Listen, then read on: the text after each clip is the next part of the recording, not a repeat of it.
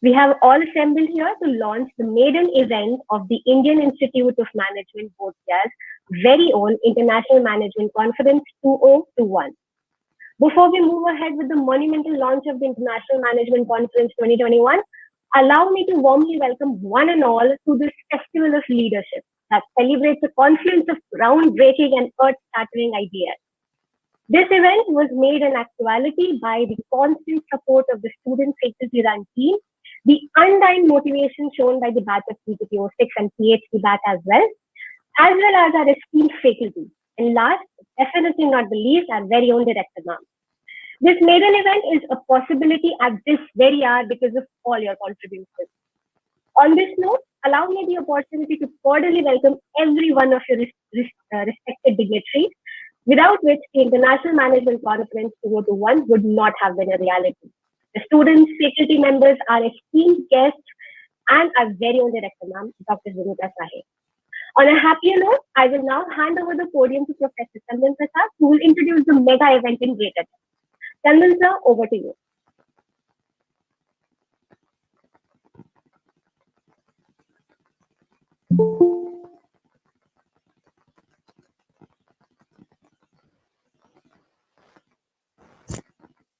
Start. Okay. Good morning, ladies and gentlemen.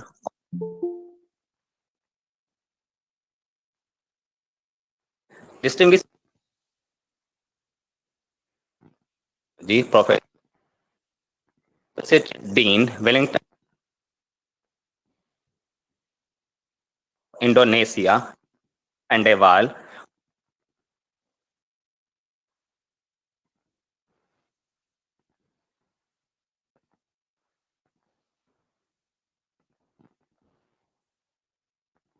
Okay, so I believe there is a certain lag on their end. Like, let's give them a minute or two to like troubleshoot that problem.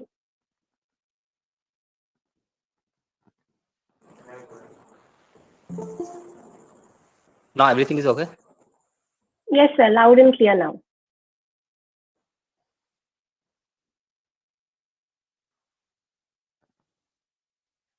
Okay, Chandan sir, your voice there is still lag.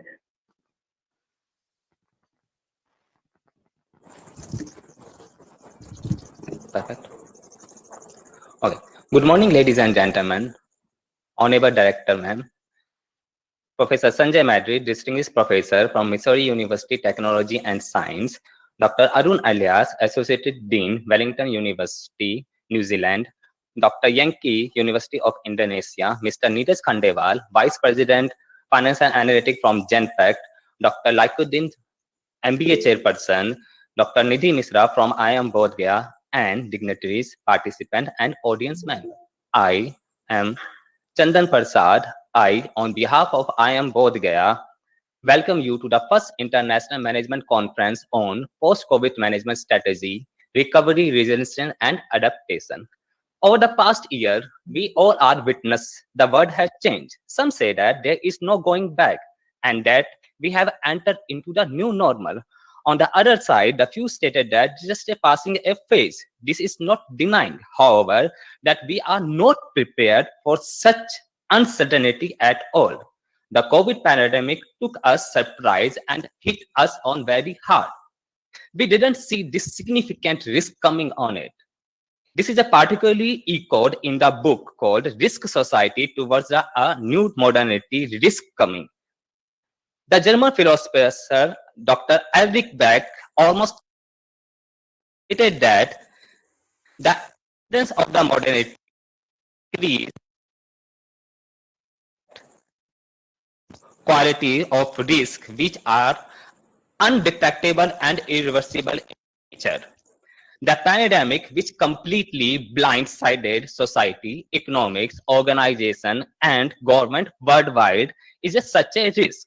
Chief among its major impact has been exponential rise in perceived risk, uncertainty in a diverse domain of the human activity. With the sensational slowdown in global economy, the pandemic has compelled all the business in rethink their process.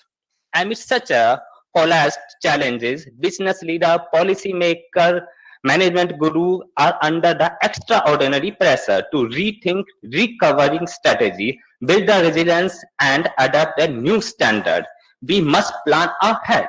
A post-pandemic world which allow us to revisit our policy, realign our goal, and reimagine our institute. With this thoughts, we, IIM Bodh Gaya, plan to this conference, and we are delighted that we got a massive response from academia as well as from the industry. We are proud to have an on board extremely and erudite and experiential patron, renowned keynote speakers, and exciting and diverse pool of research paper. 2 to 3 days, we will entering the presentation, question and answer session, and keynote address. I wish the paper presenter the best of luck. I once again welcome our honorable guests, distinguished, and hope that we all take away something valuable from this conference. Thank you. Thank you so much, Chandan sir. It is no doubt that learning with you has always been an exciting ordeal, and we are glad to have you here as our guide. Before further ado, I will now welcome the dignitaries and director ma'am for lamp lighting while the Institute choir enchants us with their melodies, paying homage to Goddess Saraswati.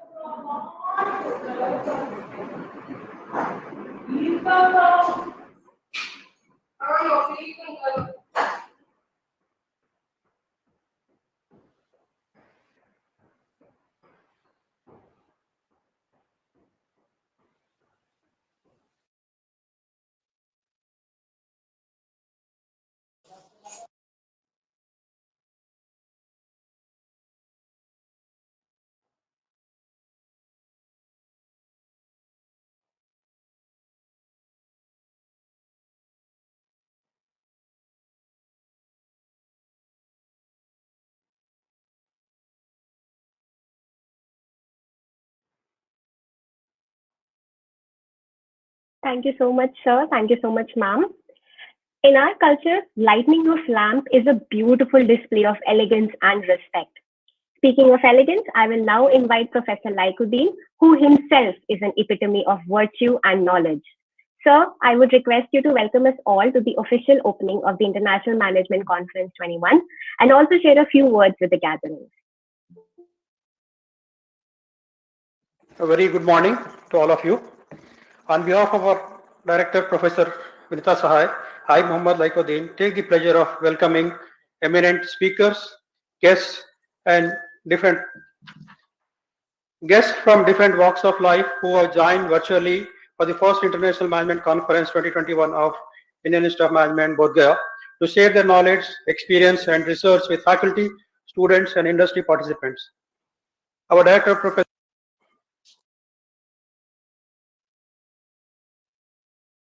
us to welcome you due to some unavoidable circumstances. As we all know, the pandemic has completely stormed society, organizations, and government worldwide. Amidst plethora of such colossal challenges, business leaders, policymakers, and management gurus are under extraordinary pressure to rethink strategies for recovery, building resilience, and adaptation of new normal. The theme of the 2 days conference is post-COVID management strategies, recovery, resilience, and adaptation. The event started with 2 days pre-conference workshops wherein nitty-gritties of writing and imparted by distinguished faculties from prominent institutes like IIM Bodh Gaya, IIM Ahmedabad, and IIM Kozhikode.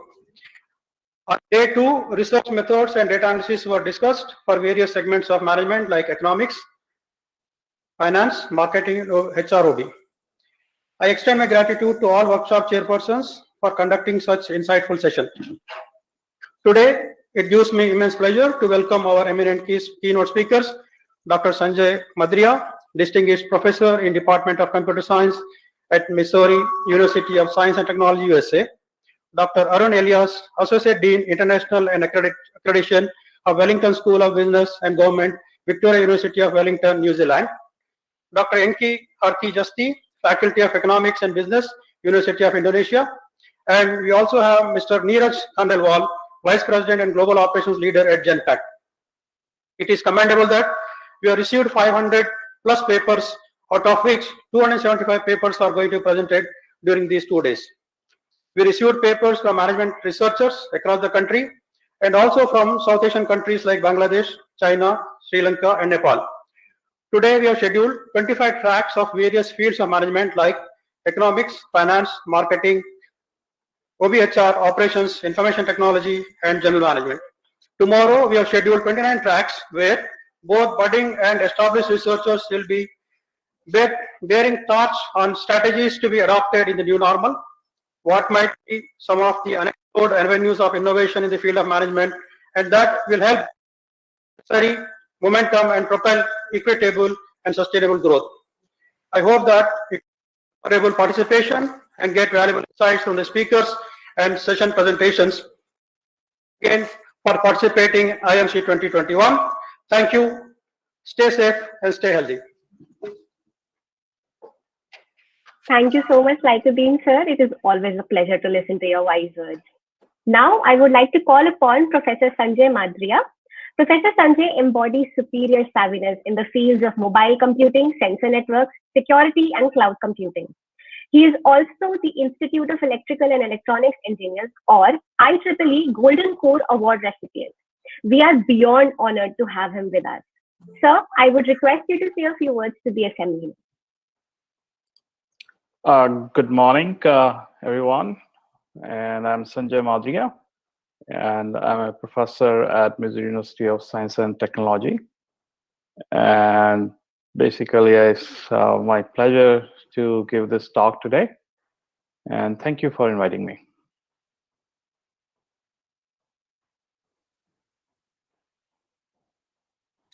Can I share my slides? Yes, sure, sir. 1 second.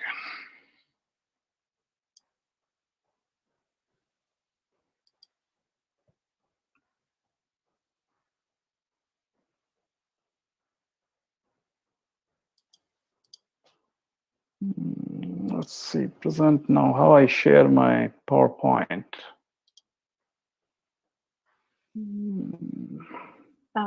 So on your screen, at the rightmost corner, you will see present now. You have to Right. pick that. And then there are 3 options which read your entire screen, window, or tab. So you can share your entire screen. So that will like present us your whole desktop screen to everyone. Okay, so let's see. Do you see that now? No, so I'm afraid I can't see the slides. Can you see now? No? No. Oh, 1 second. Share. It says Chrome wants to share. Okay, share. Cannot share.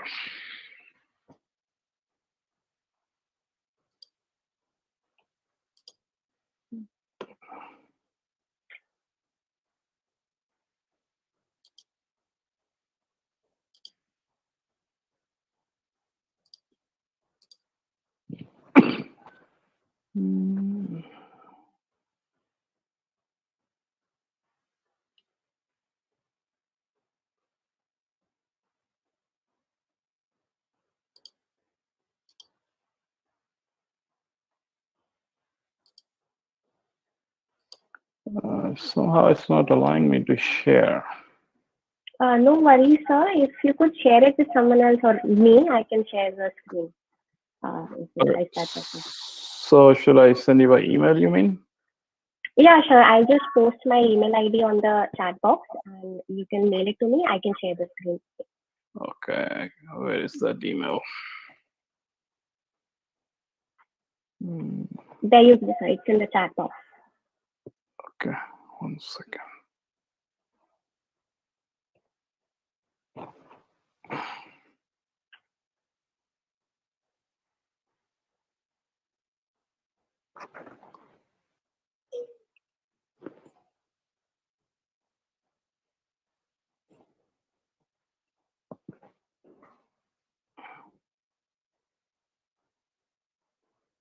Okay, it's on your way.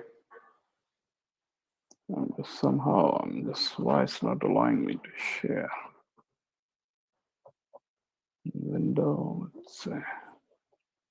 Oh, okay, I think I can share now. Can you see now? No, yeah, now it's presenting. It is presenting. Okay, so again, thank you for inviting me. And the talk which I'm presenting today is, of course, related with COVID. And basically, my lab has designed this model for emotion detection based on, I don't know why it's moving, emotion detection from the COVID-19 tweets. And this is the work of my PhD students. So here is the outline for my talk. I'll talk about the motivation for doing this work, and I'm doing this work since March of 2020. Objectives and the contributions in this particular work, and technical overview, some experimental results. I'll show you some visual analysis as well as talk about some conclusion. Okay. Now, we all know that COVID-19 is affecting everyone in the world in physically, mentally, or economically aspects. Currently, for example, in India, the situation looks grim. So behavioral economics says that emotions basically can affect people's behavior. And of course, that basically means it affect their decision making. And emotions may include, like, for example, fear, anger, sadness, happiness. The social network basically have a lot of this data which people post, whether it's a Facebook or it's a tweets. And the idea is, can we detect human emotions from the data from the social networking? So this particular work, the idea was to develop some machine learning models to identify people's emotions from the COVID-19 tweets. Now, this work is novel in the sense that the idea is that how we can do this automatically and classify these tweets into different categories of human emotion, considering the context. Also, when these tweets people post, they have these different phrases, right? So these different phrases are basically responsible for these human emotions. So the idea is also like how we can do this phrase selection and try to relate those phrases with different emotions. And the other objective was also, since there's no such data which is available, the idea was also to track and process and analyze these tweets and also make it available for other researchers. So for example, I have posted this data set on GitHub, and many people downloaded, and they also try to model using this methodology in their own country, and those tweets they have taken, of course, is from their own country. Here, I'm only going to talk about the tweets which belong to United States. And that was another motivation, that can we make this data available for others also to learn. So the contribution of this work is to develop a multi-headed binary classifier, and that can classify, for example, 10 different emotions which we have considered in this particular work, like fear, anger, denial, and also try to develop a question-answer based Roberta model to extract the phrase that is responsible for a particular emotion. So the question here is like an emotion, and answer is like the phrase. So we try to match with the question and answer. So we have manually labeled about 10,000 tweets into different emotions. So I hired actually some students, paid them about $14 per hour. And this was very important that these tweets, first of all, they're all in English. So I had 3 students plus 1 PhD students. They have manually labeled, these different tweets with different emotions. And then also we have basically selected those phrases which may be responsible for a particular emotion.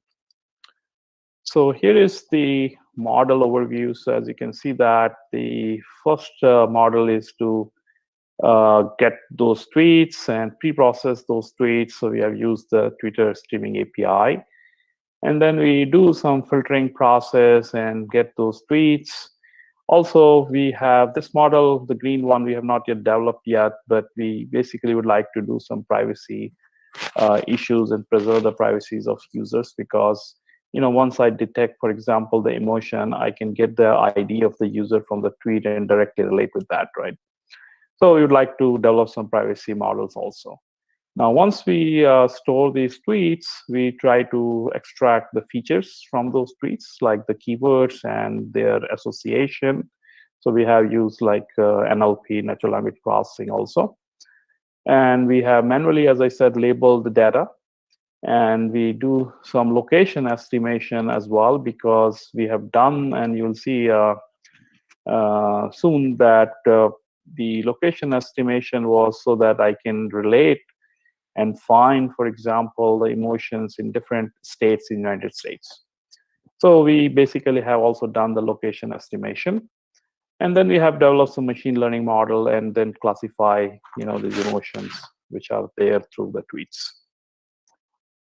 So as I mentioned that I'm collecting this data since March of 2020. And so far, I have about 4.5 terabytes of data until March of 2021. And we are dynamically processing this data in real time. And this is a website which is right now also there. It's a real time. You can see a lot of information, and also the talk which I'm presenting. Some of those graphs are also there about the emotion. It's a very interactive website. You can click and basically see what's going on. And for example, you can see a lot of these keywords which people are right now tweeting, for example, from different states in US and so on. So there are several features which basically we have considered, as I just mentioned, like other than the text is the location and the user type and so on. So as I said that we have randomly selected 10,000 tweets, and we have done the annotation of the emotions for those tweets. As I said that I used 3 different students to reduce any bias, for example, and then the 4th student is the one who did the work. And then the major focus was, for example, to basically consider like these 10 emotions. And also we wanted to select those phrases which can relate with these emotions, so that we can dominantly associate these phrases with these emotions. Emotion classification model which has been developed. So we developed a deep learning model using, of course, the text embedding. We used the bidirectional, the LSTM.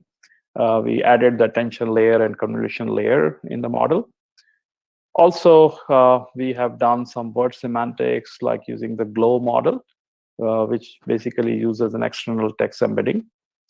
And also some auxiliary features have been extracted from those tweets And those have been used as an input for the emotional classifier module. We also have used some word level deterministic differentiable attention mechanisms. For example, how these words are closely related with other words and some semantic relationships. So you can see here in the classification, I have a input sequence embedding. We create the word vector. We have this by LSTM so that it can learn backward and forward. We have an attention layer, some auxiliary features, and then we have another by LSTM layer. And then finally, of course, we detect the emotion category. So 6 components are there, as you can see here in the model. And below, you can see an example of a tweet. And you can see here, for example, relief provided to the poor, needy people during lockdown to reduce hurdle during COVID-19. And if I categorize this, so first primary category is like it's an optimistic. The second category could be like also it shows happiness. But there is this tweet does not show like any pessimistic or sad emotion. Then there's another one like under lockdown for months, COVID is not going anywhere soon. So there's no optimistic behavior or no happiness, but it is like pessimistic, and secondary emotion could be sad. So this is how we have actually labeled manually about 10,000 tweets, and then we try to detect emotions. So in the face extraction model, the idea was to have a custom Q&A question answer model, so using the Roberta model. Roberta model has a better accuracy if you compare with some other models like BERT.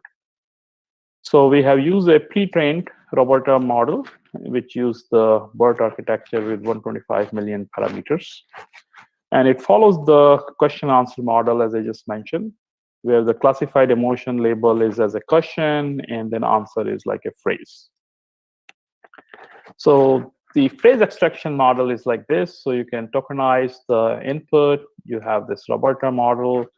You can generate many hidden layers. And then there is a Q&A, which gives you the output sequence. So here, the primary components is a tokenizer. We have Roberta base model and then custom Q&A model. So here is the idea. For example, now you can see that here is a tweet text, and it determines that the emotion category is an optimistic, and based on the extracted phrase like relief provided. Okay. So here's the same COVID tweet here, and you see that emotion category is a pessimistic, and this is the phrase which makes it pessimistic. Okay. So COVID is not going anywhere. So this is the idea that how from the given tweets we can get the emotion category for the people who are tweeting, and also which phrase basically make them, for example, optimistic, or which phrase, for example, can make them pessimistic, right? Given this tweet. Remember that the tweet has 280 characters limit, okay? Sorry.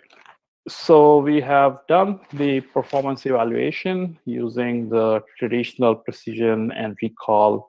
So this is the precision and recall for individual labels.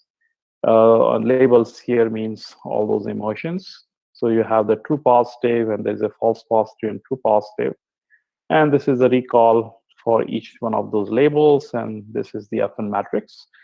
And this is for individual labels. So you have precision and recall and F1 and F1 macro.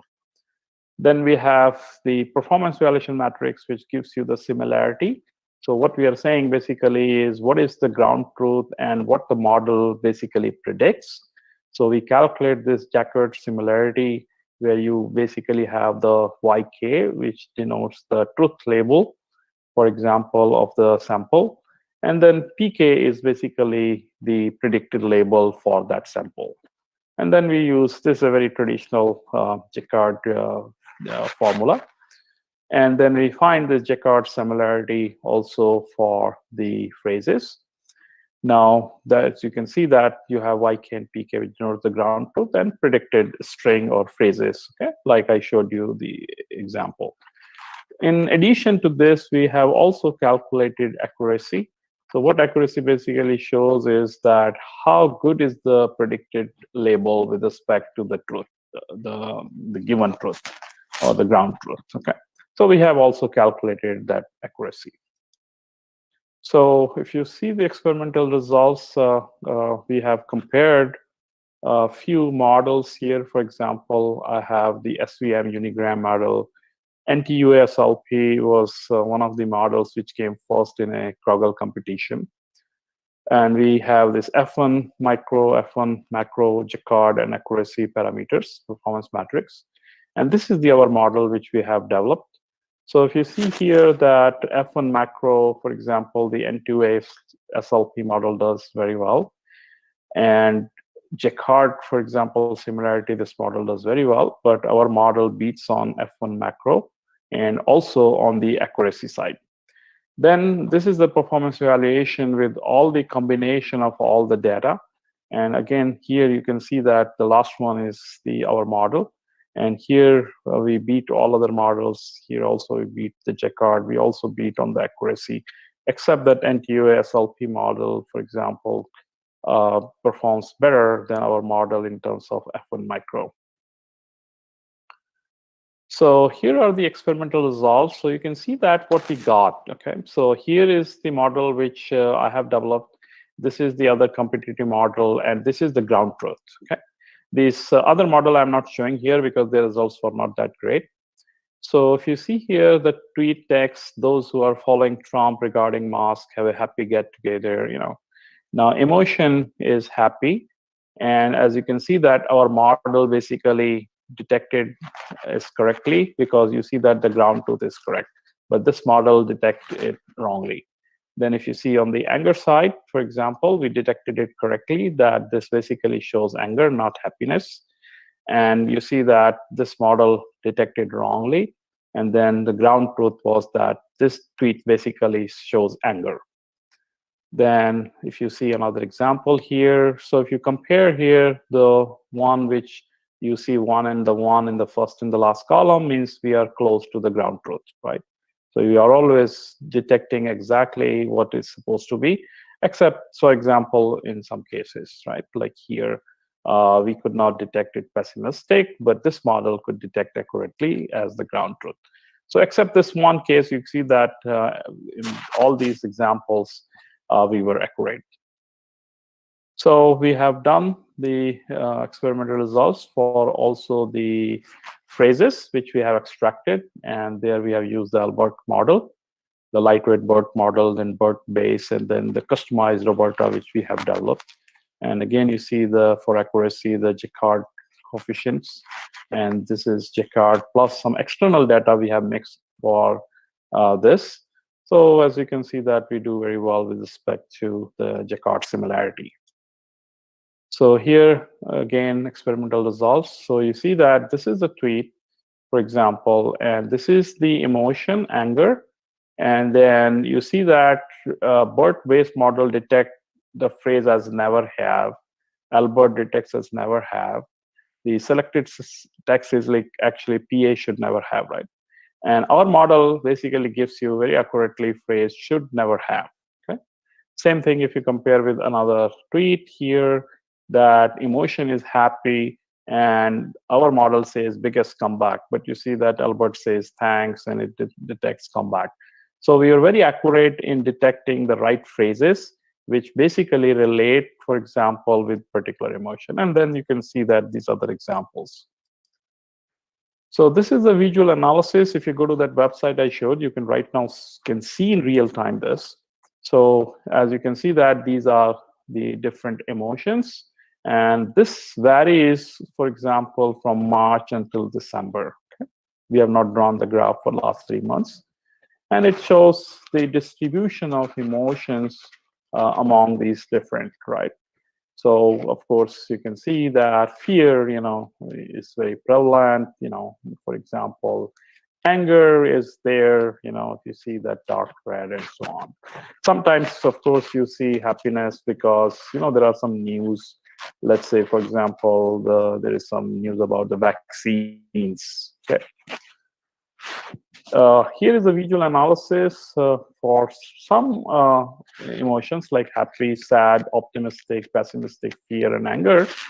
And this is again over different months, and these are the emotion ranges. And it shows how emotions basically change over a period of time from month to month. Okay?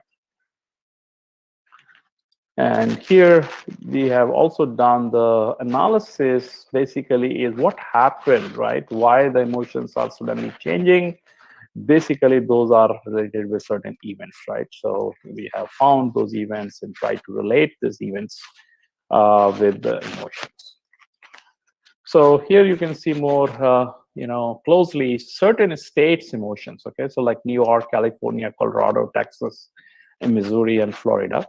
And we have shown again from March to December how the emotions have changed over a period of time in different states. Okay, I don't have time to explain, but we found very interesting things, in different states, how emotions and why emotions were changing.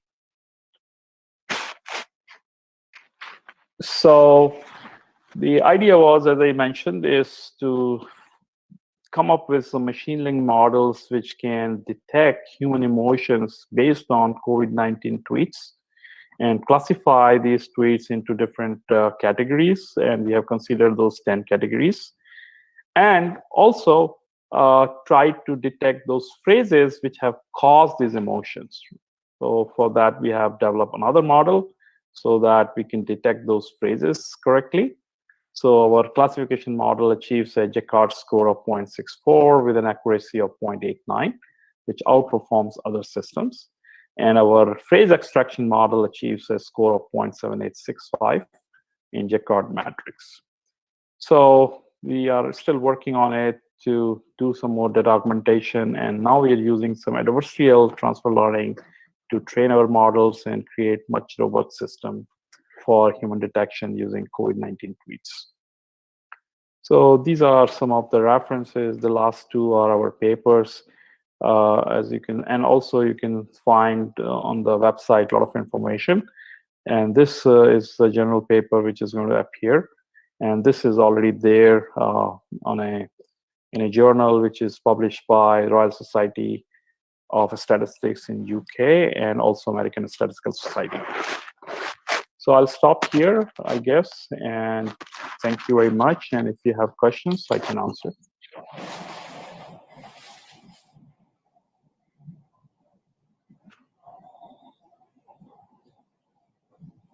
Right, we can take a minute or two till people have questions.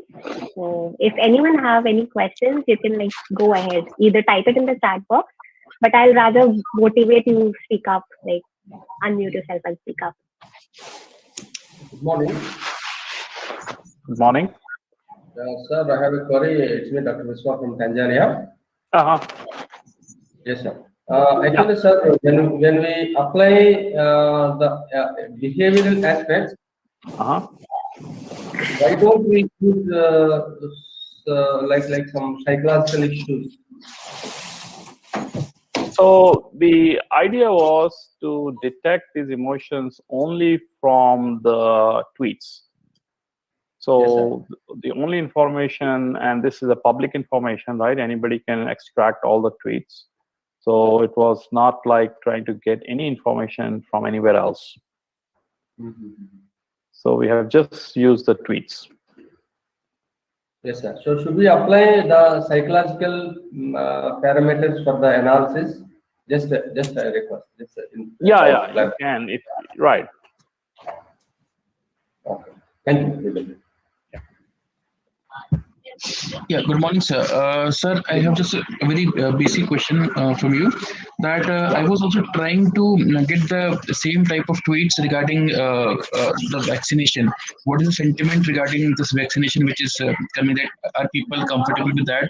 So I had that from API from Twitter that I got everything. But sir, can you tell us which platform is better, like R or Python? Which is a better software which integrates the data from Twitter, and we can. So we have used Python, and all our data is on in JSON files. Okay, okay. So, sir, can you help us in from where we can at least get those tweets, from where we can extract those data for Python? If any material is provided or some codes are available on GitHub or maybe other websites, from where we can extract those tweets. So there are Twitter APIs, right? So you Yes, can sir. just use the Twitter API. That's what we have used. All right, sir. Thank you. Any other question?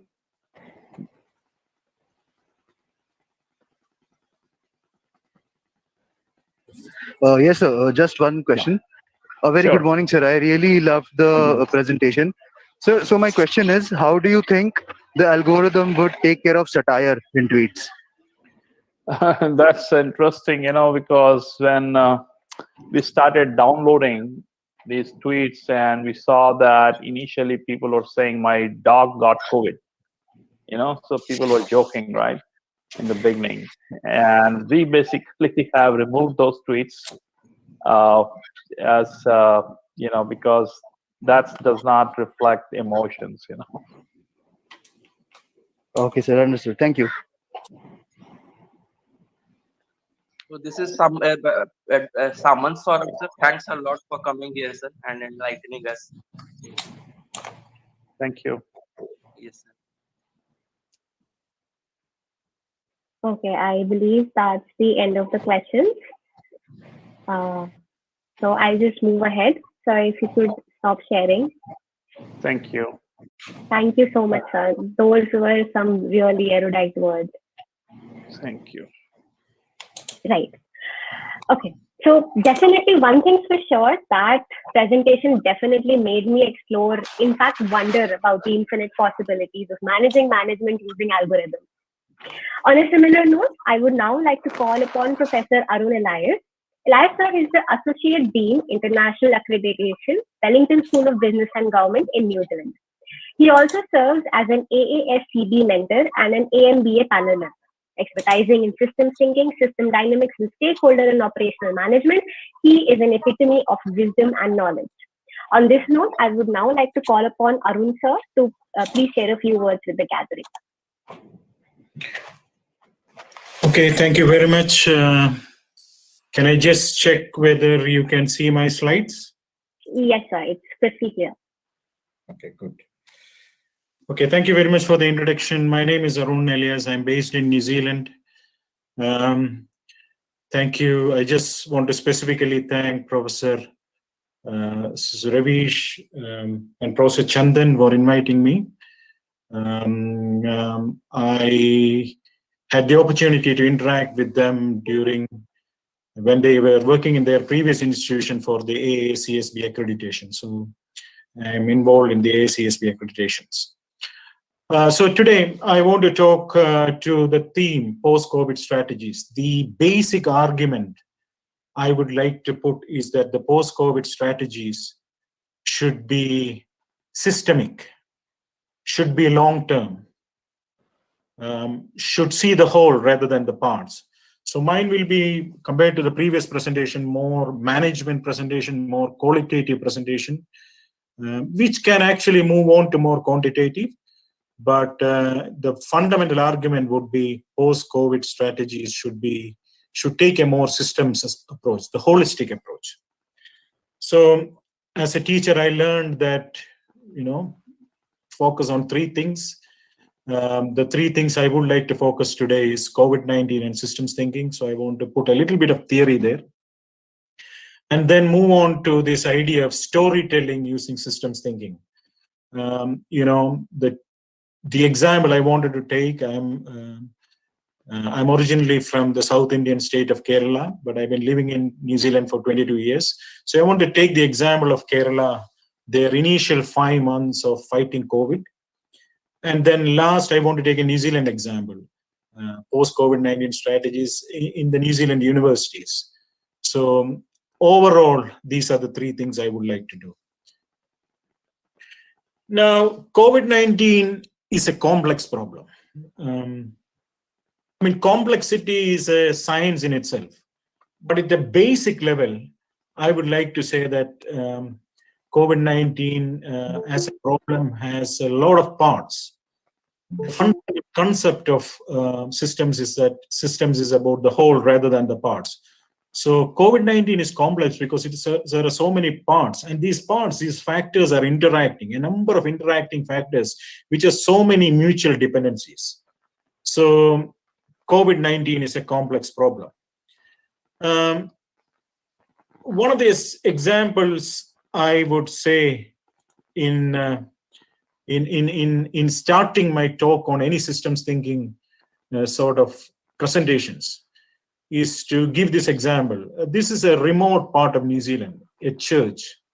New Zealand is beautiful for its scenery, and this very old church. In front of this old church, they have a caption in this old New Zealand church. This is what it is written there: tackle the hard task piece by piece. So it's saying spiritually, you have a hard task, you have a big problem. Cut it down into small pieces and try to solve it. That's the idea, which is being put in front of this church. But what I would like to say today is, don't do that. Try systems approach. Exactly opposite to cutting down things into pieces. You have to see the whole. And that's the fundamental concept of systems thinking. You see the whole rather than the parts. You see the connections between the parts rather than focusing on the silos of the part. So what I'm trying to say, when you look at COVID-19, you have to see the whole. Let me talk a little bit of literature because it's an academic presentation. Systems thinking literature, if you really look at systems thinking literature, there are, in my opinion, you can classify into 4 major categories. One is the hard systems approach. Hard systems approach, if you take a research methodology, research paradigm from a management perspective, it uses a more positivistic, quantitative paradigm, positivistic paradigm, research paradigm, and quantitative methodologies. System dynamics, for example, a lot of work has been done in the MIT. J. Forrester used electrical engineering principles in mid-1950s to understand social problems. John Sterman, has done a lot of work in the business dynamics area. So hard systems approach, things like system dynamics in many of our IITs, a lot of work is being done in the system dynamics area. But on the other side, compared to hard, there is also a soft systems thinking literature. Soft systems thinking, for example, soft systems methodology developed in the Lancaster University by Peter Checkland, where it is more compared to a positivistic research paradigm. This looks at more of an interpretivistic research paradigm. The softer approach, you cannot define the problem anytime. The problem itself is not clear. Optimization doesn't make sense when you don't even know what is the problem. The third sort of literature, classification of literature, which you see in systems thinking, is the critical systems approach. For example, in Switzerland, in a place called Lugano, people like experts like Werner Ulrich, who has defined methodologies like critical systems heuristics, which looks at taking a step back, looking at the boundaries of a system. What are the power relations when you draw a boundary? What is in, what is out? Who decided what is in and what is out? That idea of critical systems approach. And the fourth broad category of literature you can see in systems thinking is multi-methodology. When you mix hard and soft, when you mix soft and critical, when you mix critical and hard, when the problems are extremely complicated, you can use multi-methodology. My colleague John Brocklesby in our university does a lot of work in this area, and John Mingers in University of Warwick in UK does this. So systems thinking literature in a very simplistic way, I'm not saying that this is systems thinking, but you can look at it in one way, one perspective would be to divide it into hard, soft, critical, and multi-methodology. Research paradigm wise, in my opinion, hard relates to more of a positivistic research paradigm. Soft relates to more of an interpretivistic research paradigm. Critical research relates to more critical research paradigm. Now, quickly, there is a, when I talk about, hard and soft, when you make models, there is a definition. In the hard systems approach, model are abstractions of realities, the operation research model, the simulation models. Whereas in soft approach, there is nothing like abstraction. It is just a debating tool. It is just a discussion tool. There is no wrong or right when it comes to model. Stakeholders come around a model and try to understand it, try to learn through a model. It's not about prediction. In hard approach, the problem is clear and single definition. Soft approach, we don't even know what is a problem. It is ambiguous and multidimensional. Data which is used in hard is more quantitative, but soft uses more qualitative. Methodologically, system dynamics is an example of hard, whereas soft systems methodology is an example of soft. Now, there are so many sub-methodologies like, soft systems, viable systems model, critical systems, heuristic, cognitive metric, autopoietic theory, open systems. I'm not going to go into all those things, but what I'm trying to say is all these approaches can still be divided into hard, soft, critical, and multi-methodology. Now, in our university, in Victoria University of Wellington, we have developed a system thinking framework, which is what I want to use today, which mixes hard and soft, in my opinion. Phase one is where we structure the problem. There's an entire literature on problem structuring methods. When you develop a qualitative model, the cause and effect model, I just want to show some systems qualitative model. This can be further put into phase three, dynamic model into the computer, which you can simulate. In phase four, you can simulate different scenarios and you can plan it. And through that, you can learn it. But given the time frame, I just want to go through a couple of phases today rather than going through the whole thing. So that was my agenda number one. My agenda number two is to look at one case. As I said, I'm originally from Kerala, and the first 5 months, I should repeat, it is first 5 months. After that, the story is very different. Kerala was in the limelight, even in a place like New Zealand. Kerala's health minister was featured in the prime news. So a lot of media was praising Kerala. And when you look at the behavior of COVID-19 transmission in Kerala, it is very controlled during the first 5 months of COVID-19. The maximum was 39. They really put it down back to zero. Early May, it was zero for several days. And if you look at the graph, confirmed cases were going up, the recovered was going up, and therefore the active was really coming down. The best part was death was almost very, very low, almost near to zero. And I repeat what I am saying to say, it is about the first 5 months the analysis is being done.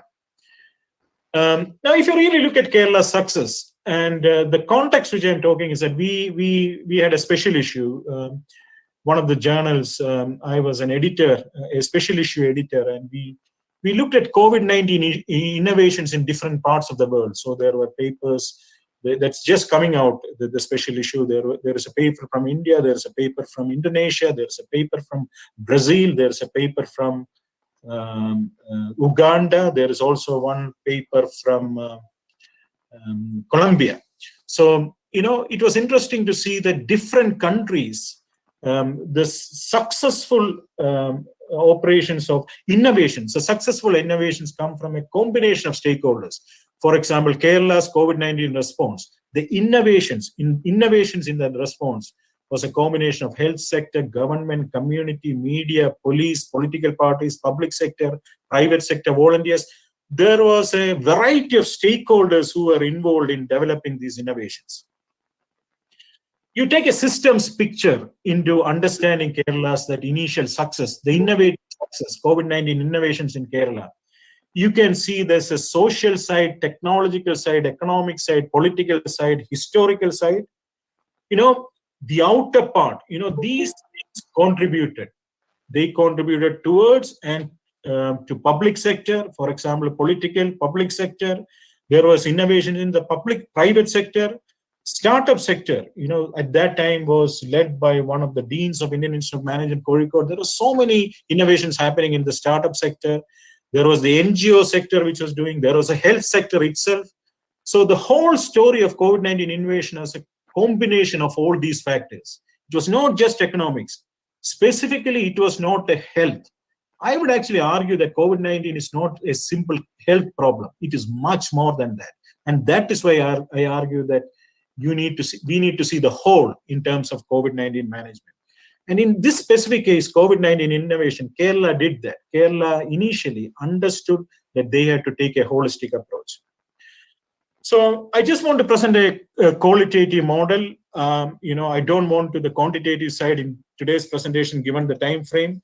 But what I would like to see, if you look at the causal model of capturing Kerala's innovations, The first thing is a reinforcing feedback loop, R1. When there are infected cases worldwide, exposed cases worldwide increased. Infecting through travel increased and overseas related case increased. In fact, Kerala's first came from China, from Wuhan. A few students returned to Kerala, and that's why it started. Then local transmission happened, not immediately, but after a delay. So there were new cases in Kerala. That was the first reinforcing feedback loop, R1. But there were other loops as well. But while this happened, there were many things they did to pull it down. So the one reinforcing feedback loop was pulled down by about 5 balancing negative feedback loops. Negative feedback loops are balancing feedback loop. You can control the behavior of the system according to the system's theory. So look at the first balancing feedback loop. As soon as there were infected cases worldwide, there were early preparations. Why? Because there was a historical perspective. Kerala had Nipah virus before. So they were prepared for COVID because they had already tackled Nipah virus, which is again another dangerous virus. So this effective leadership, especially this lady, health minister, who was a physics teacher before she became the leader, the minister, her effective leadership was fantastic. So the communication initiatives increased and the local transmission decreased. There's another, smart testing. They went into smart testing, more smart testings, more meticulous contact tracing, more effective isolation, dedicated experts and health professionals, effective hospitals, and that also reduced the local transmission. What else happened? Policing. Initially lockdown and then effective policing. And it was very interesting. Police also did a lot of innovations. For example, drones, geofencing, awareness campaign. There was one video which Kerala police produced, which is a video about how to control COVID or what are the precautions to be taken in terms of health. That had, even in months, there were 1 million clicks on it, 1 million views on it. And those policing innovations also contributed. And then there was the voluntary sector. One essential thing was this thing known as community kitchens. These local community kitchens at the panchayat level, that did a lot of, that was a social innovation which really controlled at the lower strata the spread of, because Kerala has also had a lot of immigrant workers and that controlled it. And then, as I said, Kerala State, startup mission. And startup mission was, as I mentioned, it was the chief executive at that time was a professor in IIM Bodh. So he, the dean of IIM Bodh, he did a lot of work, crowdsourcing, startup action. There were a lot of innovative work which came out. What am I trying to say? COVID-19 many times cannot be controlled by just health innovations. You have to see the whole. You have to have a multitude of innovations when you have a complex problem. So I go back to my original problem. Complex problems cannot be solved by simple solutions. You need a holistic one. I want to quickly show you a New Zealand example, and then I will finish off my presentation. The New Zealand example I want to show is another complex problem, which is regarding New Zealand universities. Now, some complex problems are counterintuitive. I want to show a counterintuitive problem. In a New Zealand university, if you take the data from 2008 to 2020, their ranking and accreditations were going up. Their research quality was going up. They were #1 for research in New Zealand. There were a lot of marketing which they were doing in many countries, including India. But their quality of international students or Indian international students was going down. That's counterintuitive. This is all good. Quality of Indian students should go up, but actually it was coming down. Why? Pre-COVID, if you really look at it, they were doing a lot of international activities because when there was the university's reputation went up, there was quality of international students which came up, and they were getting very good job opportunities, and there were a lot of success stories, and the reputation of the university is going up and up, a sort of reinforcing feedback loop, R1. And also reinforcing feedback loop. When quality Indian students came, there were good research, good PhD students, good master's research and students, and a lot of research outputs. And when there are good research outputs, the quality of the university is further going up. And then they were also doing marketing. But there were other factors also in play. If you see the whole, there was competition, B2, there was another. And the worst thing was that there was a lot of agents, very low-level agents involved in marketing these New Zealand universities program. Actually, New Zealand universities are very high class. But these people were going to different countries and trying to market with very low-level agents who tried to give them money and get students. And there were very deceptive information by agents. There was mismatch between faculty expectations and the students who came in. The service quality also went down. These other side, the other loops, which I can't explain in detail, the B1 to B5, pulled it all down. Therefore, this quality of international students was going up. What am I trying to say? You need to see the whole if you want to understand the counterintuitive behavior. During COVID, this is pre-COVID. During COVID, what happened? Most of his agents found it very difficult because New Zealand borders were closed. Unlike Kerala, unlike India, where borders were open, New Zealand closed its borders. So no international student was coming in.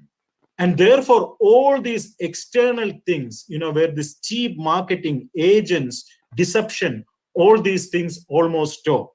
So what happened? New Zealand universities started thinking about post-COVID strategies. What should we do? They started to focus on quality rather than quantity of international students. For example, this university made an international strategy. What was the post-COVID-19 international strategy? We will focus on student recruitment, research, and executive education. But there are 3 pillars, but we won't focus on just one pillar. We won't go to a relationship with a university or institution just for student recruitment, just for research, or just for executive education. Minimum, there should be 2 pillars.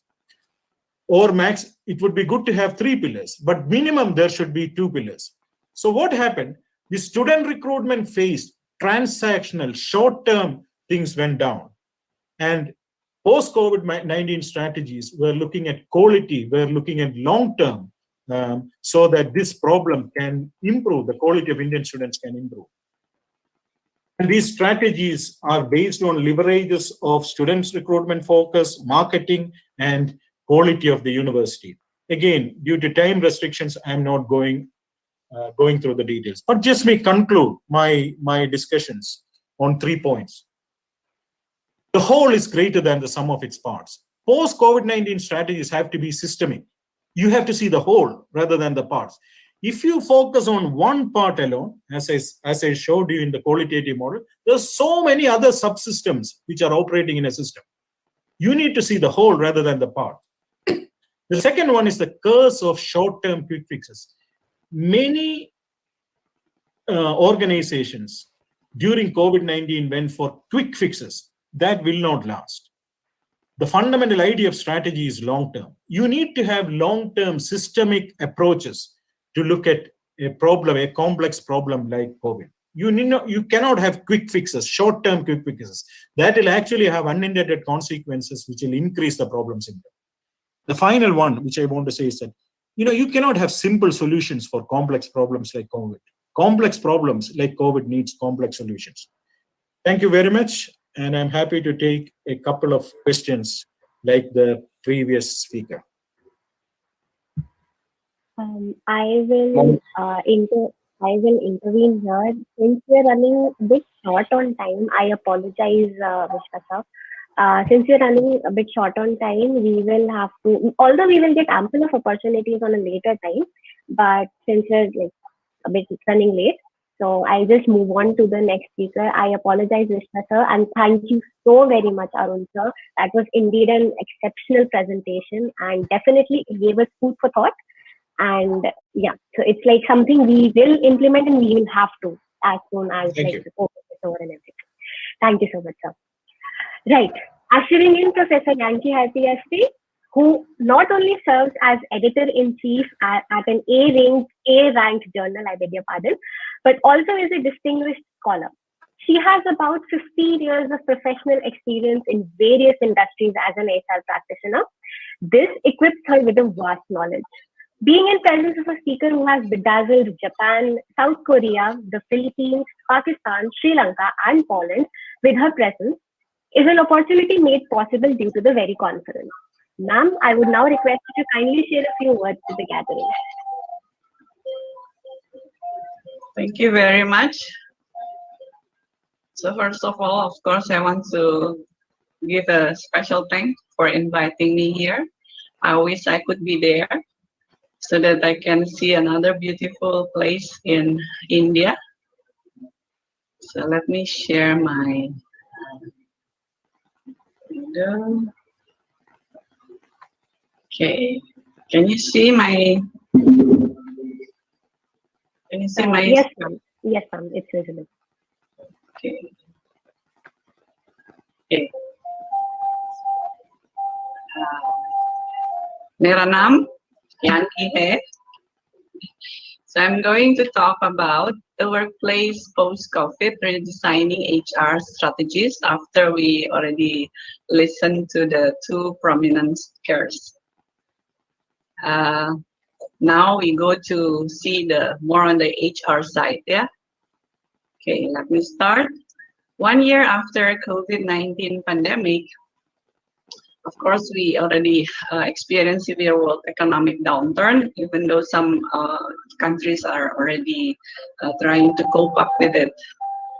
So difficult year for job seeker for sure. Unemployment rates have increased across major economies and very low job opportunities in many countries. Most of countries now in recession.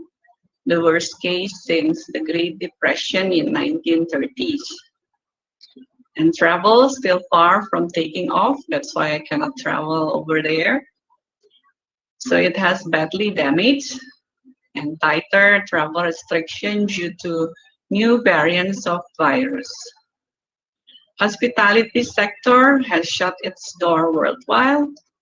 Millions of employees lost jobs and many companies filed for bankruptcy. Shopping at home, for sure. So our shopping behavior has significantly boosted online retail. Pharmaceutical companies among the winners. So many countries have started their vaccination programs. I want to show you also the COVID level until today. So from the CDC website, they have 4 levels. Yeah, the first one, they also have unknown countries like Vanuatu, North Korea, Antarctica, and Christmas Island. So the low level, we have this 3 like Vietnam, Taiwan, New Zealand. They are very good at handling the COVID. In level 2, there are Nepal, Sri Lanka, Cambodia, Singapore, East Timor. High, only 1, and then and there are several. Yeah, I just picked some country that I'm familiar with. But level 4, India and Indonesia is there. Actually, India used to be in level 3, but now I'm so sorry to hear the news that you have a very high case. So now in the world, we have positive case of more than 145 million and death of over 3 million. And from the 219 countries, USA, of course, number 1, India, number 2, and Indonesia, it's still number 18. I think the first in ASEAN countries, yeah. We are sad about this. So how COVID-19 has impacted workers' life around the world? It has increased. Yes. Actually, we are still on the first slide. That's the title slide. Right. If you're presenting multiple slides, it's just the first slide.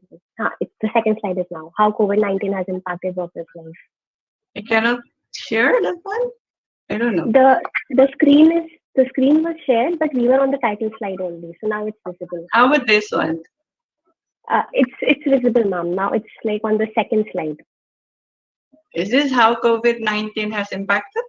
Yes, yes. Okay, that's good. So it has increased anxiety around job security and stress due to changes in work routines and organization, difficulty finding a work-life balance, felt lonely or isolated when work from home, reduced productivity, hard to work done at home, due to inadequate home office setup, stress due to family pressure, for example, because we have to do childcare, working at unconventional hours, very late or very early in the morning. So this has disrupted our life, from physical health to mental health and everyday working patterns. So let's see. During the pandemic, initially, we need technical support. Yeah. We also have internet problems even until now. Yeah. Connectivity speed and reliability in urban and rural areas, limited data plans and costly.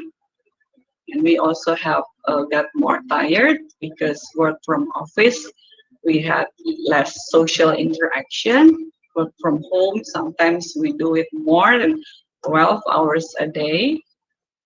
And we have blurred boundaries between work and personal life.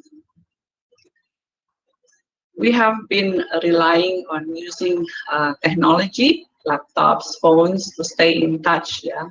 So we have less physical interaction or conversation. So we have shifted face-to-face to face-to-screen interaction. So this has made us having pandemic fatigue. Let's see what is this pandemic fatigue. So since we have prolonged exposure to laptop and smartphone, sometimes more than 12 hours, so we might have physical health, for example, weight gain, incorrect sitting position, eye hands, such as neck pain and backache, psychological well-being, changes in eating habits, disturbed sleep cycles, more intake of tobacco and alcohol, difficulty in concentrating, and these might lead to stress, burnout, and depression. But the worst case, we can have feeling loneliness, enhanced separation, anxiety, boredom, and suicidal thoughts. That's why we have to be careful about this. So we also seeing the same people and the same room if we work from home, so less mental stimulants and getting exhausted. So we also have split attention due to distraction. For example, members of family might be working next to us and our children are crying and running around. Our children also need schoolwork support, and the delivery man is in front of the house because of our shocking behavior. So these have drained our emotional energy levels. So some people are tired of being cooped up, careful, and scared, especially when no one around us is sick or has died. And we also need good role model from our leaders, as well as strict punishment for violators. No wonder some people are careless, not implementing health protocol. On the other side, COVID has disrupted our digital, so this digital disruption has supercharged production facilities, consumer behavior, which has created a robust new digital business model. So it has also transformed our business, which is about value, people, and optimization, and the capability to rapidly adapt in response to the crisis, and not just about disrupting our technology.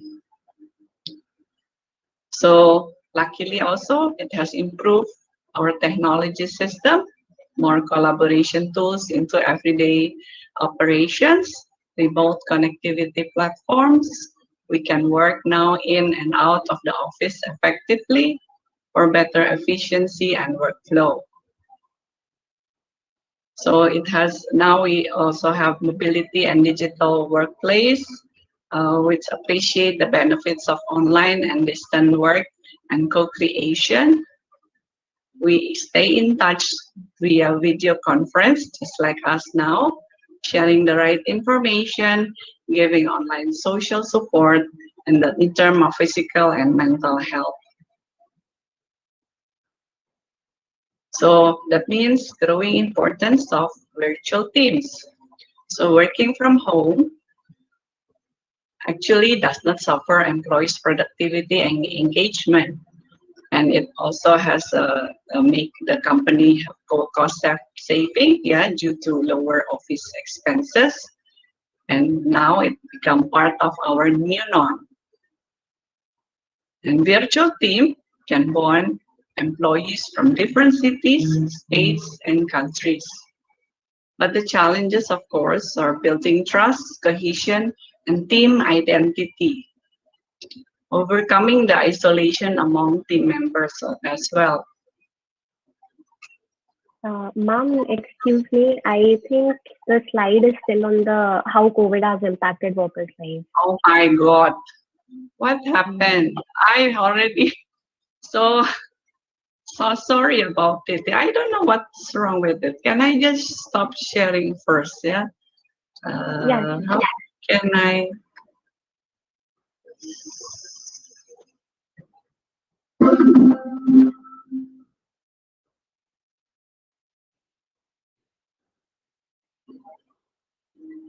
Is it a window or a tab? Should I share? Or your entire screen? Maybe entire screen, eh? Yeah. If you open your PPT as a tab on internet, then you can open it as a tab. Otherwise, I feel open it as like share as a whole screen, because then as and when you change the slide, it will be visible to everyone. It's a tab? Share entire no. screen. That will be easier.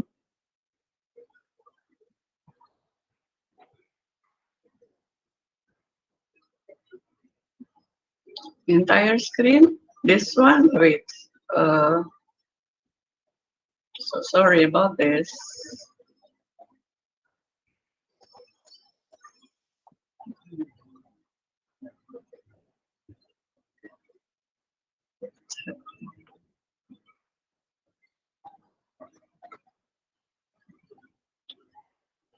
Can you see this?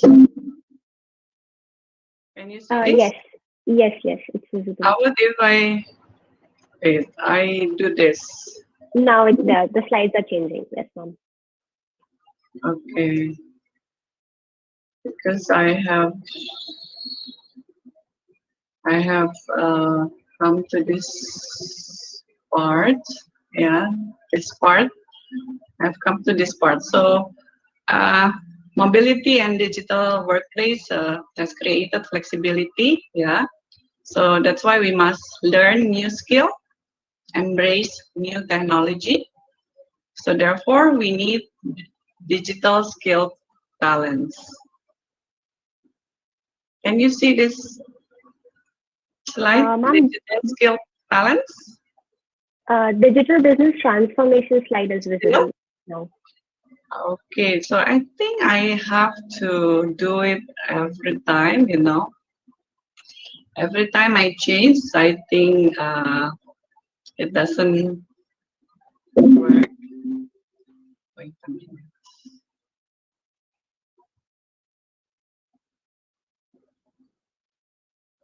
Okay, now I'm here. Can you see this digital skill? Yes, digital skill talents. Okay, digital skill talents. So we are now looking for digitally skilled talents who can communicate and collaborate with anyone, anywhere, and anytime across platforms and technology via Zoom, Cisco WebEx, MS Teams, Gmeet, etc. You can succeed also in a remote team culture, have the willingness to reskilling and upskilling.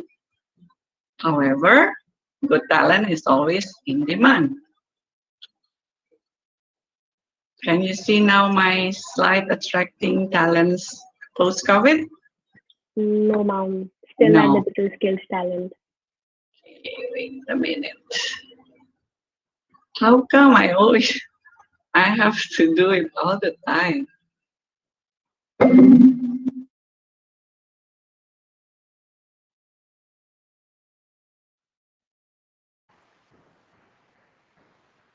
So that time.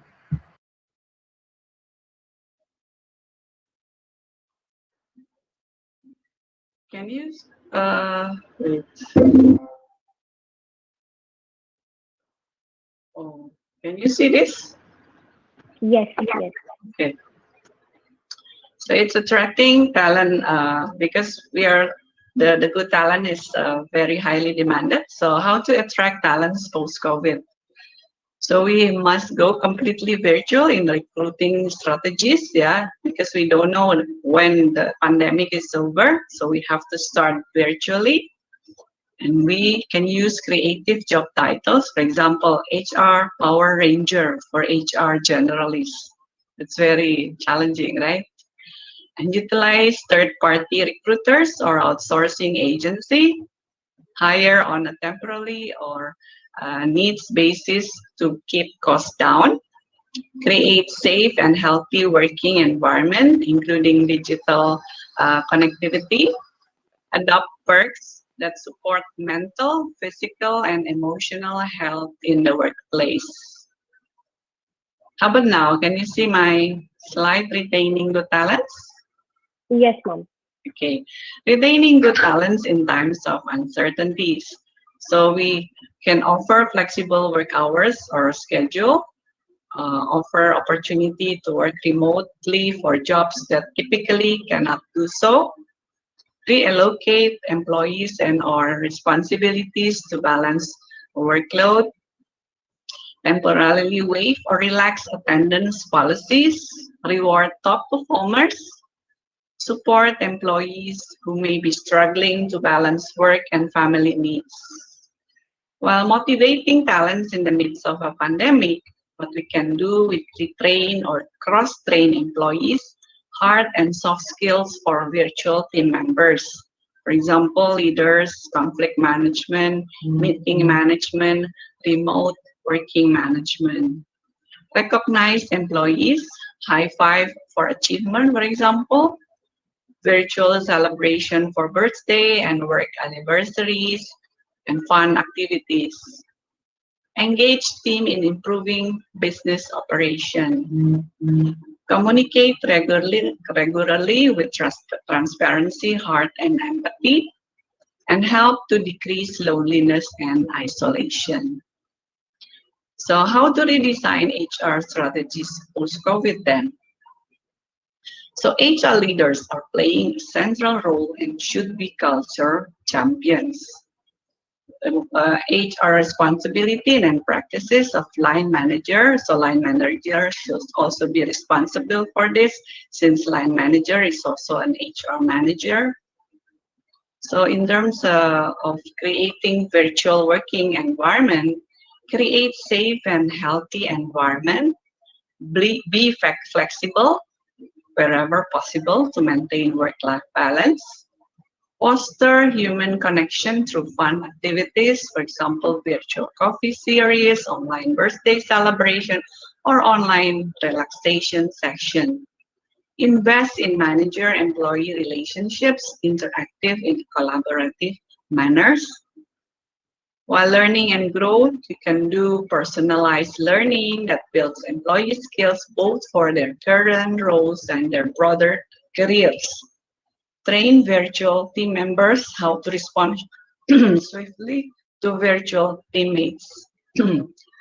In terms of performance appraisal, focus on result and less on process and attendance by using automated performance. Focus on key behaviors in handling pandemic, which will remain crucial in the future. For example, innovation and adaptability, virtual collaboration, health protocol compliance. Clear communication and transparency on setting mutually agreed goals. maintain ongoing conversation. So we should give person-focused feedback, listen more, practice patience and humility, and trust people to do the right things in the very uncertain times. Budget might be tight, salary increase can be put on hold, but never canceling bonus. So working life after pandemic. So businesses have adapted to evolving consumer demand, massive changes in the way we work, many more jobs will be automated. So we have already moved to online platforms. So we might have hybrid working, but I'm sure nowadays also we already do it, yeah, hybrid working. Improvement in the workplace technology system, and then a safe and healthy working environment. I can show you some of the example, yeah. So commuting to the workplace, we have to have a physical distance during commuting, yeah. And we can also use our own vehicles, yeah, like motorcycle or maybe bicycle and your own car. And we should have health protocol in the workplace, yeah. We have body temperature, touchless when using escalator, and then work from office also. Don't forget to clean every time the office facilities, yeah. And then eating in the workplace also, we have to maintain the physical distance. And we can also now do eat in our own desk. And then for creation of homework station, this is my bedroom, yeah. Sometimes I do it also inside my bedroom, yeah. And then we can also do it in the garden or in the kitchen, etc., while also taking care of our kids. New meaning of work-life balance. We now have a new meaning of work-life balance. You know what? Because it's a blurred between work and life, right? Like, for example, this picture, it shows you what I mean, because the way your sitting position, when you work also, there's so many disturbance. Sometimes you have to take care of your kids, but that's life, yeah. So what kind of work types then? It might be temporary or project-based work. Freelancers and outsourcing are now highly demanded as well. And it's a blend of both permanent and contingent workers. And less skilled workers may be at risk. So we can also work from anywhere, yeah. Acquiring talent free from geographical constraints, free from office commutes, more productive, excel when performing creative tasks. I also would like to work from everywhere, especially maybe in the beach, yeah, or somewhere in Bali, yeah, our paradise island. Okay, now what are the tips for employees to survive amid pandemic? We must have technology savvy, yeah. We must willing to work in other departments like accounting, HR, etc. So despite our generation, yeah, let me show you also the generation characteristic. We have baby boomers until Gen Z, yeah. They have different working values, yeah. And they also have different savvy with the technology. Yeah, of course, the generation Z is the digital inmates, yeah. But we can do it, yeah. We can do it. We can survive with this pandemic. So that's why we must learn. And we must also have soft skills, adaptability, creativity, critical thinking, resilience, and self-management. And also have learning mindset, willingness to reskilling and upskilling. Yeah. That's why, are you ready to work from anywhere? Dhanyavad. Thank you. Thank you so much, ma'am. That was like I have HR as like my interest subject as well. So that was really something I definitely look forward to. And in fact, it's something we all should really take care of when we refer to COVID, post-COVID conditions, working conditions specifically. Thank you so much, ma'am. Moving on, we hope to learn from you again soon. Welcoming next on the dais, I would like to call Professor Neeraj Kamdelwal, who is the Vice President and a world leader at Genpact. He is a leader who specializes in the areas of commercial credit risk and compliance, including internal audits and AML processes. I can definitely go on and on about introducing sir, but now I'll pass on the baton to Neeraj sir and welcome him to share a few words with us. Sir, over to you. Thank you, Ayushi. Thanks, everyone. Thanks, Ravish, Professor Ravish, and the IIM Bodh Gaya community for inviting me to speak here. I will take about 15-20 minutes, and the topic which I will broach upon will be more on the data analytics side. Talk about evolution of data analytics. Talk about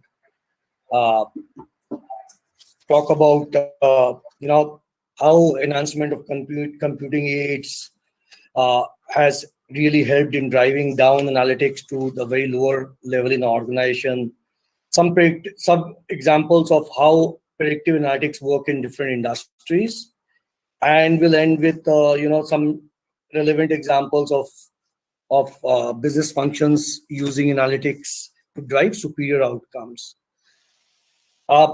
Before I just start, a brief about myself. Ayushi, I'm not professor. I'm an employee. So I worked in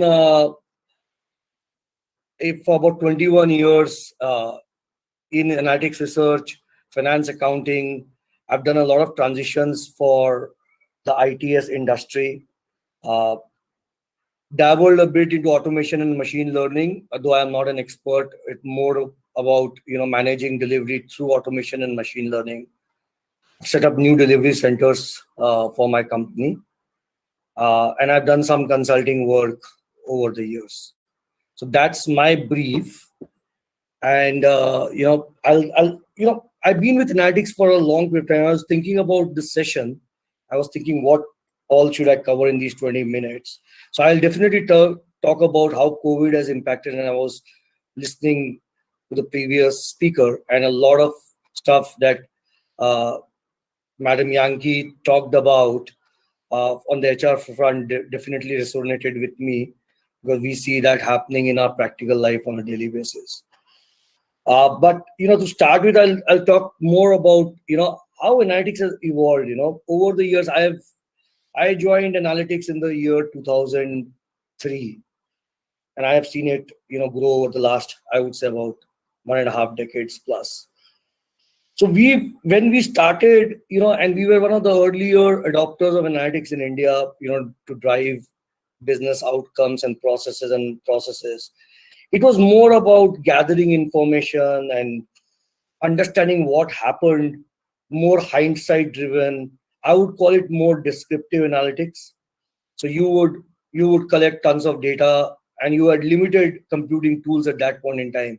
I still remember at that time, people who used to work on SAS, etc., were considered to be gurus, and they were the guys who used to run most of the analytics teams, especially on the delivery front. And then over the years, what has happened is this field has exploded exponentially. And today I would say, we went from hindsight to insight very quickly. So, looking at data and driving insight and trying to see why did it happen. And then slowly, we started moving to predictive analytics, which I'll call, which was more about foresight. So looking at all the data around us, looking at the insight and trying to forecast what will happen next. But today's world is actually very different from that, and it is evolving very quickly. Today we are in the age, I would say, where it's more about cognitive and augmented analytics, where you're using things like natural language processing, artificial intelligence, machine learning, to actually provide clear results, and we have access to sophisticated tools. And the level of confidence on the decision making via using analytics is very, very high, and the velocity of taking decisions is also very quick. So there are two elements to it. Because of all of this technology that's come in over the years and all the tools that have come in over the past couple of decades, your confidence on the decision making using data and analytics has gone up dramatically. Okay, so maybe 20 years back, people would still use a lot of gut. They will try and match their gut with data. Today, a lot of decision making is just based on data, because the degree of confidence is very high. Also, the speed of decision making. For example, because of the availability of these insights almost on a real-time basis, the speed of decision making has dramatically changed over the years. So probably people used to think for weeks before deciding something would probably take few minutes or hours at best. And I know my friends also work in this space, and some of them work in cutting edge technology, working with some of these retail giants and some of the other companies which are at the forefront of driving analytics and data for decision making. And I can tell you, companies like Amazon and all, from what I hear from my friends, they depend on models for most of their decision making. And the people who work behind the scene are basically people who develop these models.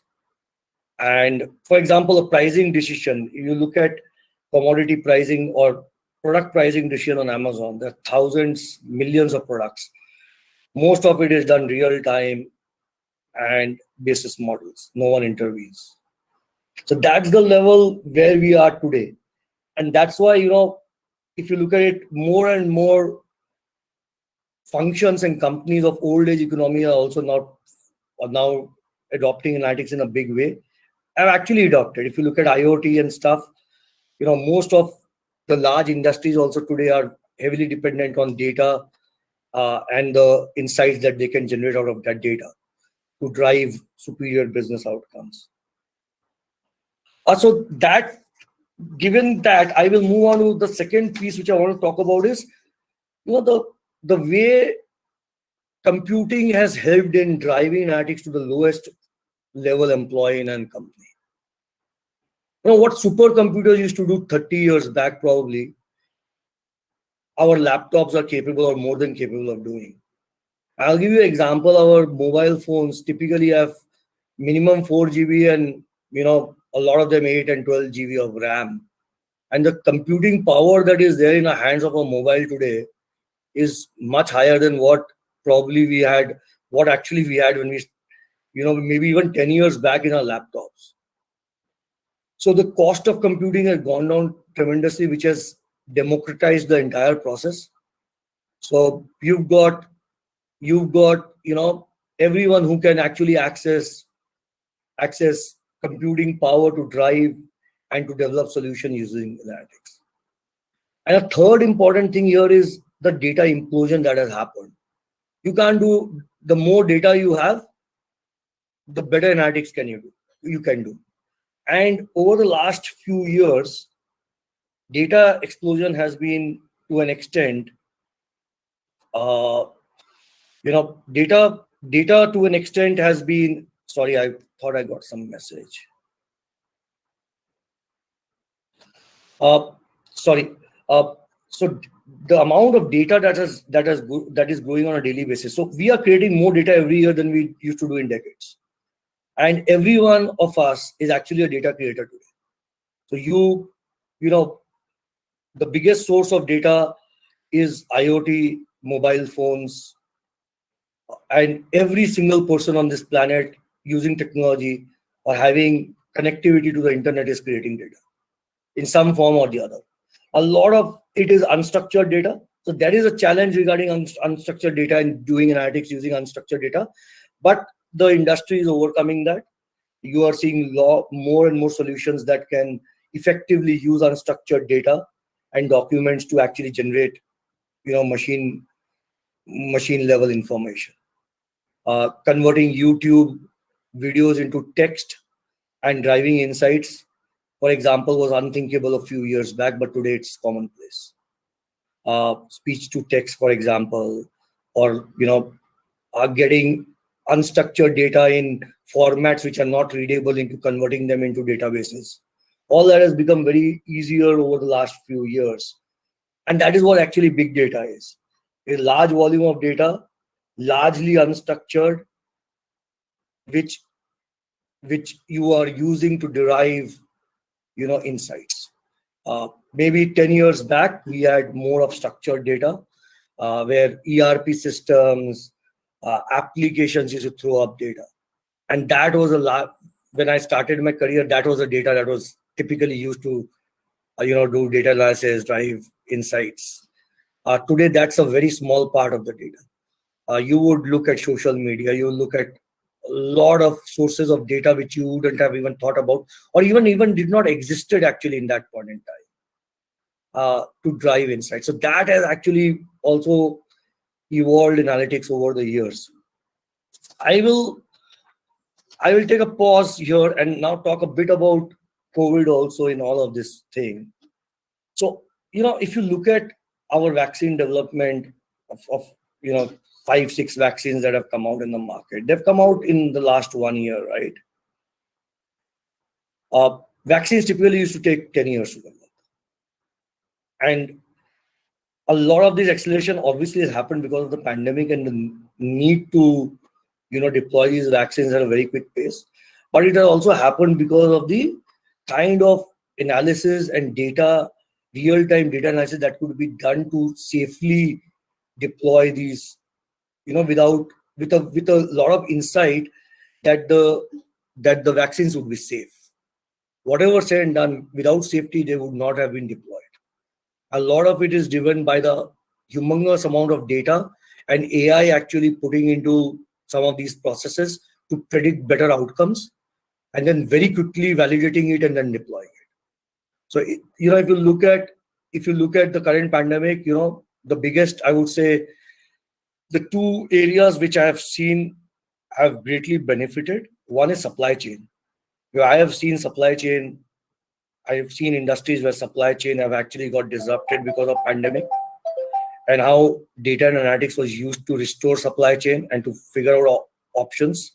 So that's one area where we saw a lot of help coming out of traditional data and analytics processes. The second obviously was healthcare.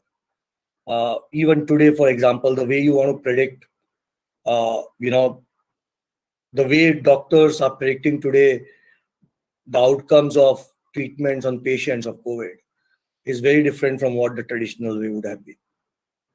And all the data that's around systems, around the systems that are used for medical healthcare and how it has been deployed is very different from what 10-15 years back was. So in these two areas, which is close right now to the COVID pandemic, I would say, we can see real life examples happening, and we see it being deployed very consistently by clients. So, different industries are using predictive analytics in a very different way, right? For example, I'll start with healthcare again because it's the flavor of the year, or for the last 2 years, I would say, couple of at least 12 months.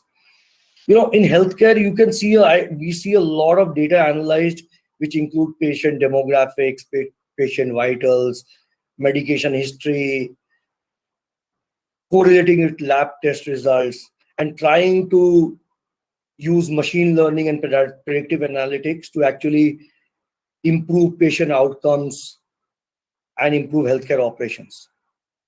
This is happening on a big way in today's healthcare scenario.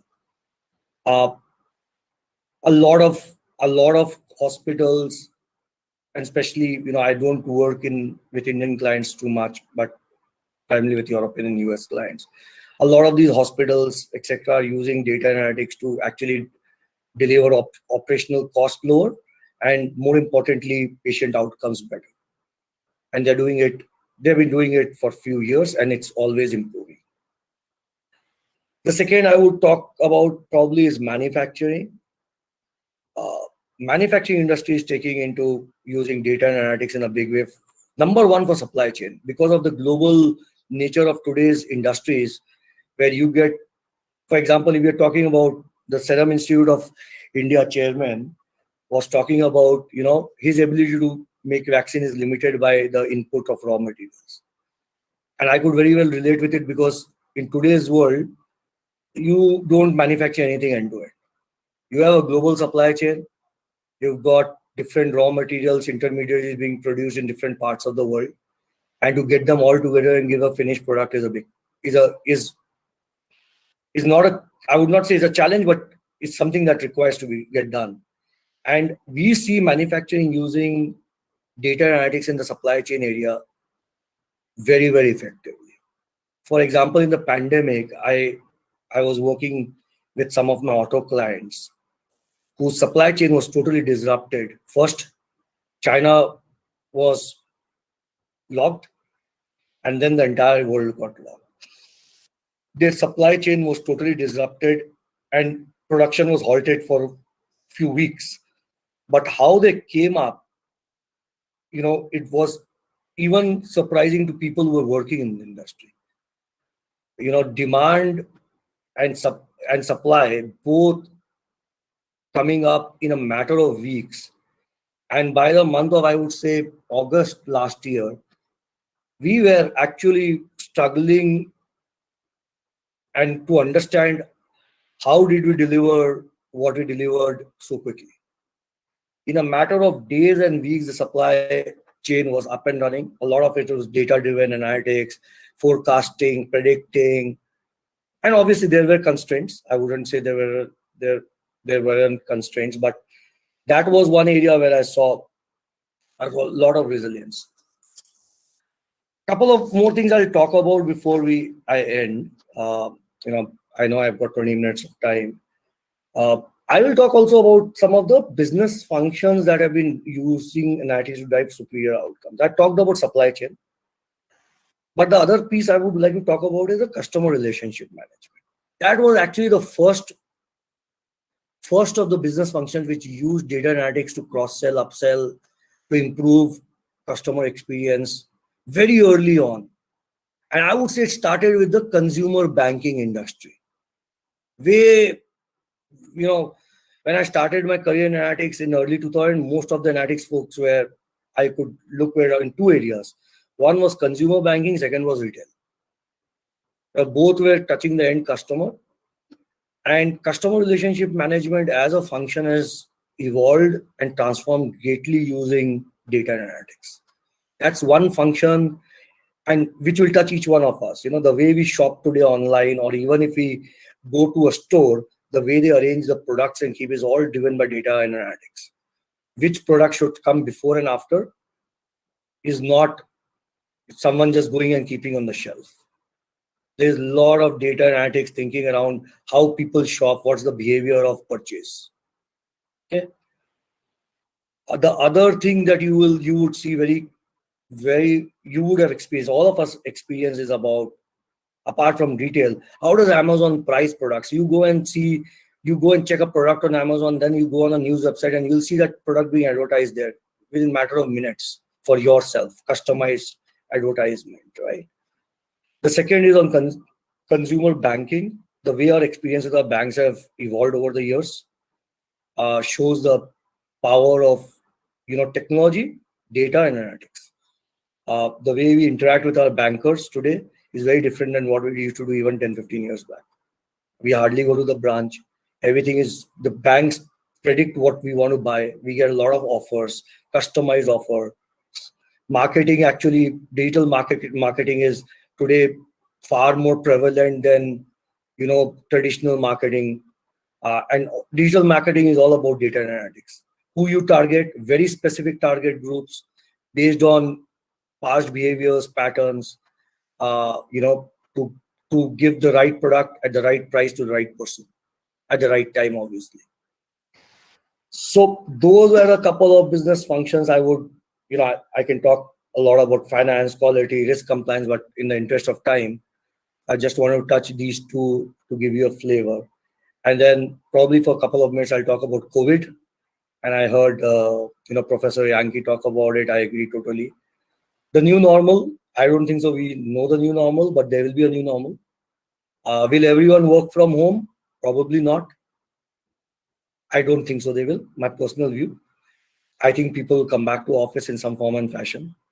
What we have seen also over the last year and a half, and we've discussed it, within friends, we are working from home. Working from home is great. It helps save time. You can get, people working from anywhere. Most of the people who are working in metros in India have now gone on to a hometown villages. Connectivity is there. They're working from the hometown villages. It's got a great economic impact for them. But there is people actually look for social interactions, which has taken a big hit. It has taken a mental toll. Work-life balance has gone for a toss. When you are in office, when you switch off from office, you typically switch off. When you're working from home, your computer never switched off. People adapting to it. I think early days it was far more difficult, but now, we have adapted, all of us have adapted to it. But I think the level of collaboration, teamwork, and a personal interface always has a space.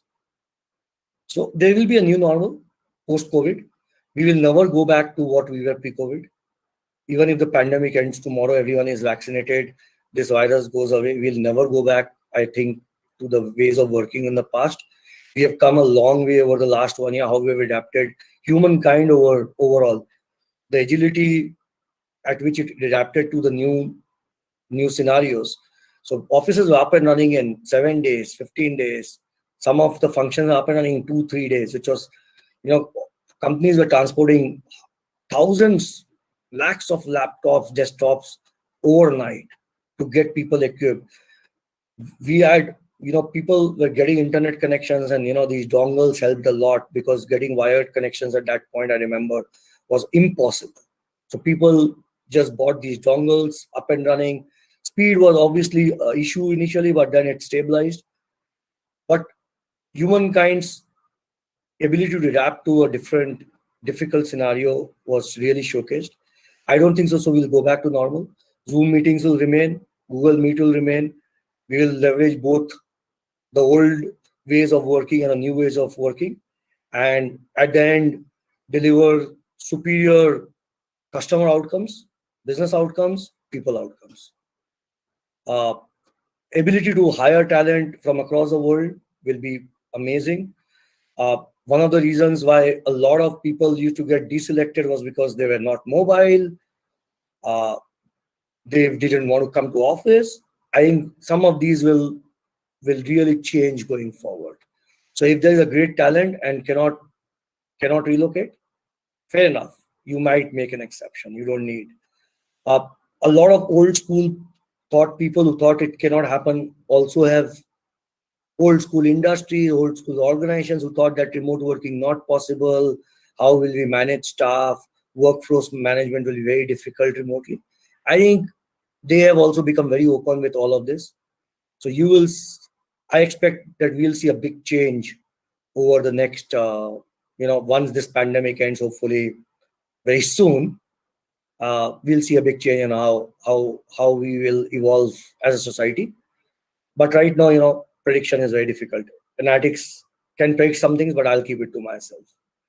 With that, I'll end my session, and I'll thank all of you for patiently listening to me for last 20 odd minutes. Happy to take any questions if they are there in this forum or in any other forums or any other mode, whichever you want me to address. And thanks again to the community for inviting me. Thanks very much. Thanks a lot to Professor Ravish. I've known him for many years, for giving me this opportunity. Thanks. Thank you so much, Neeraj sir. And most definitely, the questions, if people have any, we will deliver them to you. so that they can receive the answers and you can sort of brainstorm on the same. And most definitely, I so agree that digital marketing is all about data analytics, and it's like basically change is the only constant that we have. So I am like hoping for a new normal soon. So this brings me to the conclusion of our guest sessions. I believe we all would agree that the conference the beginning of the conference has definitely seen a stellar opening with such fine set of personalities, pumping energy and ingenuity to an engine of imagination. As we meet the end of the first half of the session today, I would like to call upon Professor Soumyajyoti Banerjee to deliver the vote of thanks. Soumyajyoti sir, over to you.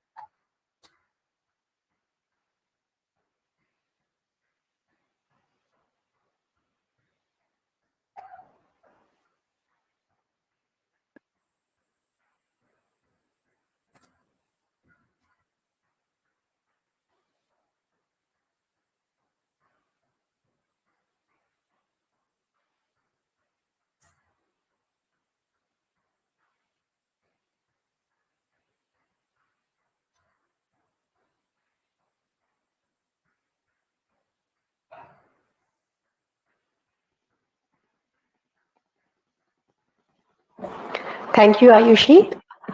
Since Professor Soumyajyoti is not well, I will deliver the vote of thanks on his behalf. Honorable keynote speakers, Professor Madriya, Professor Arun Elias, Professor Yankee, and Mr. Neeraj Khandelwal. Madam Director, Professor Vinita Sahai, enthusiastic participants and colleagues. I deem it a great honor and privilege to extend warm and sincere thanks on behalf of International Management Conference 2021 for your gracious participation in this inaugural session. First and foremost, I extend my gratitude and respect to our keynote speakers for kindly accepting our invitation to grace this session and enlighten us with their insightful work. We are especially pleased to be able to hold this conference in such special times that are marked by VUCA, volatility, uncertainty, complexity, and ambiguity. In the next few days, we expect to experience extensive sharing of information and ideas from a variety of perspectives on some very pertinent themes revolving around post-COVID strategies, recovery, resilience, and adaptation. The success of this conference depends on the efforts of many people. We would like to thank our conference coordinators, Dr. Ravish and Dr. Chandan, and the organizing committee of the conference, and whose enthusiasm and support has allowed so many in this groundbreaking exchange of views and perspectives. We are also grateful to the Conference Advisory Committee, whose members have shared valuable insights that has helped shape the thinking of this particular conference. We also extend our warm appreciation to the many people who were behind the scenes, who worked hard to make this conference happen, particularly the student volunteers, the admin and IT support team. Thank you. This virtual conference brings together nearly 500 participants from across the world, representing all. As we bring all of you together, we cannot even imagine the knowledge and the ideas that will be generated and the relationships that will be formed. Our hope is that this conference will not only break ground in terms of content, but also serve to break the ice between the various sectors. Ladies and gentlemen, please join me in expressing our appreciation to our keynote speakers for taking the time to be with us today and share their insightful ideas. Thank you, one and all.